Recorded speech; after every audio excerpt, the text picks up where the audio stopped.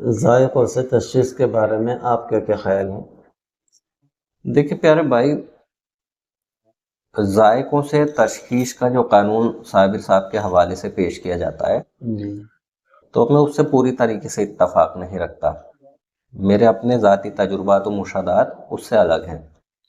और कोई भी शख़्स है, चाहे मैं हूँ या आप हैं, कोई भी सही, तो वो किसी शख़्स की बात मानने के लिए ऐसा तो नहीं है कि इस शख़्स की बात माननी तो अपने जो तजुर्बात और मुशाहदात हैं उसको पशे-पुश्त डाल दें, ऐसा तो कोई भी नहीं कर सकता। जी। जैसे साहिर लुधियानवी ने कहा है कि ले दे के अपने पास फ़क़त एक नज़र तो है, क्यों देखें ज़िंदगी को किसी की नज़र से हम। ज़ायक़ों से तशख़ीस और टंग से तशख़ीस की अगर बात करें तो इसके लिए मैंने कई ट्रेनिंग्स मैं कर चुका हूँ।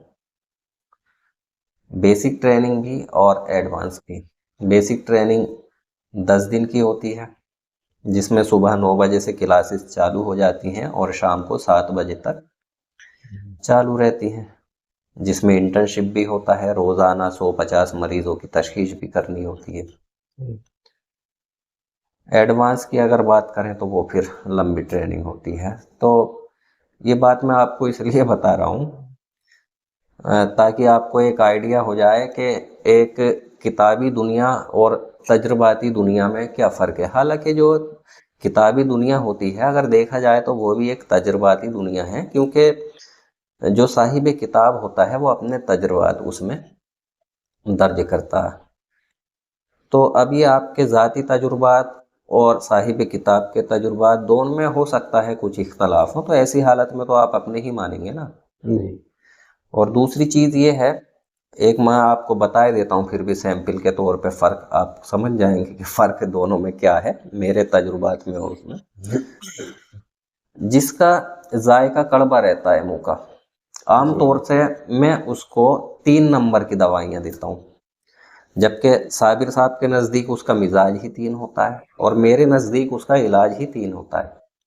अमूमन बता रहा हूँ, खुसूसन नहीं। तो मैं 3 नंबर की ही दवाई देता हूँ। और अगर इसको एडवांस में जब मैं जाता हूँ डीपली, तो वैसे जायका जो कड़वापन है, तो कड़वेपन को भी मैं 2 हिस्सों में बांट लेता हूँ। फिर इलाज अलग हो सकता है, लेकिन अमूमन 3 नंबर की ही दवाइयाँ चलती हैं। और अगर कोई ये सोचता है कि भाई बंदा जो है वो झूठ बोल रहा है, साबिर साहब की बात को रद्द कर रहा है, तो देखिए मैं अपने तजुर्बात है, इंसान है, वो भी गलती तो हर एक से हो सकती है।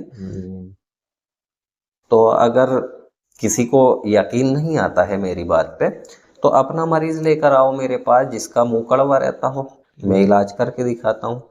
मैं अपना मरीज इसलिए उसके बयान नहीं सुनवा सकता, हो सकता है आप ये सोचे कि भाई इसने कह रखा होगा कि मुझे फायदा हो गया, तो इसलिए अपना मरीज लाएं। और आपके जो मरीज आएगा, आप आएंगे, आपके रहने का और खाने का जो खर्च है वो भी मेरे जिम्मे। आप बतौर मेहमान एक दिन मेरे यहाँ रहेंगे। कोई भी आ सकता है, देखें कोई भी आ सकता है अपने मरीज को लेकर, उसका एक दिन का रहने खाने का खर्चा मेरे जिम्मे होगा। ठीक है, मैं दवा दूंगा। अब रही बात ये कि मान लीजिए मैं कोई मेडिसिन दूं और दूंगा भी फार्माकोपिया की, अलग की कुछ नहीं, तो आप ये सोचें कि भाई ये मेडिसिन जो है जिसको ये 3 बता के दे रहा है, ये तो 3 नहीं है, हो सकता है 4-5 की दवाओं पे इसने 3 नंबर लिख रखा हो। तो मैं दवा भी नहीं दूंगा आपको, उसका फॉर्मूला लिख के दे दूंगा, या जो दवा दूंगा वो लिख के दे दूंगा कि पंसार स्टोर से खुद खरीदें, खुद बना के खुद दें, और जो भी इस रिजल्ट मिले मुझे फ़ोन करके बता दें और सारी दुनिया को बता दें कि कैसे रिजल्ट हैं। तो रिजल्ट इतने अजीब व गरीब आते हैं कि मेरी अक्ल हैरान रह जाती है।